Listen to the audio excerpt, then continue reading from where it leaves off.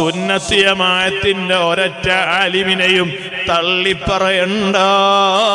ആലിമീങ്ങളെ പച്ച മാംസം അറിയാതെ നമ്മൾ പറഞ്ഞു പോയാലും തിന്നുപോയാലും മഖ്ദൂം തങ്ങൾ പറഞ്ഞെന്താണ് വിഷം മറന്ന് കഴിക്കുന്നത് പോലെയാണ് നീ അറിയാതെ ആലിമീങ്ങളെ ഗീബത്ത് പറഞ്ഞു പോകുന്നത്.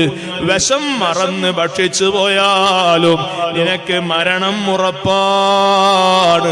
അതുപോലെ ഹബീബായ തങ്ങളെ ഹദീസിന്റെ വിശദീകരണം പഠിച്ച അത് മുതഅല്ലിമീങ്ങളിലൂടെ ലോകാവസാനം വരെ ഇവിടെ നിലനിർത്തുന്ന ആലിമീങ്ങളെ നീ ഇല്ലാത്തതും ഉള്ളതും അവരെ കുറിച്ച് പറഞ്ഞു നടന്നാൽ നിന്റെ അവസാനം മോശമായി ചത്തുപോകുന്നതാ, നിന്റെ ഈമാൻ നഷ്ടപ്പെട്ടു പോകുന്നതാ.